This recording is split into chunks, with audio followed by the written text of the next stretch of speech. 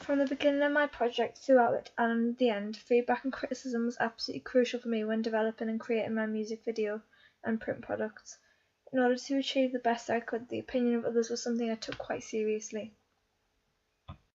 So before creating my music video, I decided to find the target audience to see if what I thought the target audience would be, being teenagers and young adults, was correct. I created a music video survey to hand out to people in the public that hopefully would answer a couple of questions on what kind of music video they liked and what their age is. So firstly, I asked them how old they were, what kind of genre of music they preferred. For my particular genre, which is indie rock, what type of music video would they expect from that kind of music, what their gender was, and what they would want to see in a music video. For example, narrative, performance, a certain type of narrative, and what they thought that if I created a band, would it be based on females, males, or a mixed band.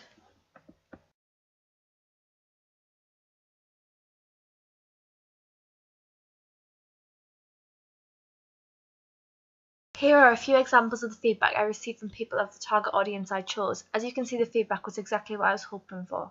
As you can see, there's a range of different ages, but particularly the 18-year-old section was perfect for me because, as you can see, this one here is indie rock, and everything they expected from the video was what I wanted to do, so it was perfect in meeting the requirements of my demographic. Throughout my blogging experience and the making of all my products, feedback was extremely key.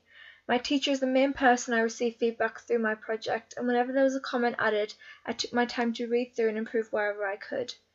Through the making of my video, I would add rough cuts onto my blog so that my teacher could view it and give me feedback and criticism so I could improve it and correct anything needed.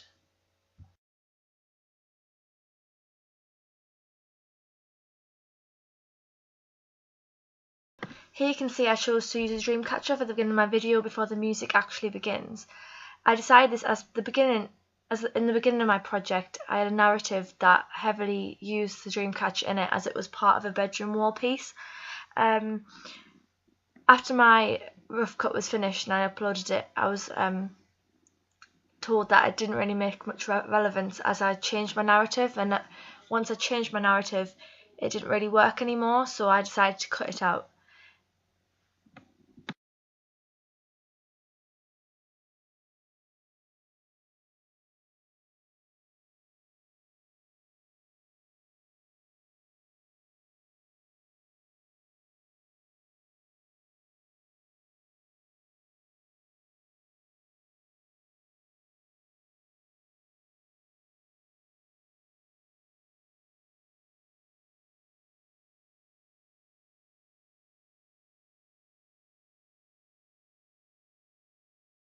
Here you can see the brand new shots of my second rough cut, where I decided slow motion pieces of the band would be much more relevant to the video and would add a lot more band shots into it as well as a narrative to balance it out.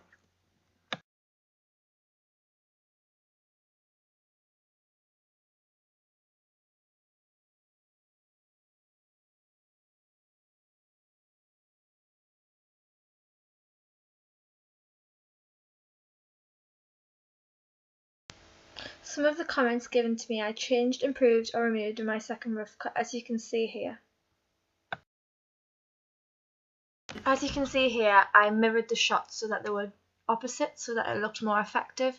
This was something that my teacher had highlighted to me, so here where the phones are, I did them so that they would be facing opposite sides. Here you can see that I've put on a clip where the text is my original text that I used, which was just a draft. From my audience and my teacher's feedback, they decided that it would look better for me to have a more bolder text, so I decided to change it. Put your faith, put your trust in the chemicals. Put your faith, put your trust in the chemicals. So another thing I wanted to make look more professional in my video was the fact that there wasn't any filters on it. I decided that it looked quite homemade and very simple without any effects on it. As you can and also you couldn't distinguish which part was the narrative and which part was the performance, because they both had the same camera style. So I decided from my teacher, and when I asked my audience, they also had the same feedback, was to add some filters onto it. I decided to put a warmer filter on for the narrative, which is more ready tone, and I added more of a colder tone filter to my performance to make it look more blue and more colder. This helped us distinguish which part of the narrative was and which part of the performance was. And it also made it look more cinematic, which immediately gave it more of a professional look.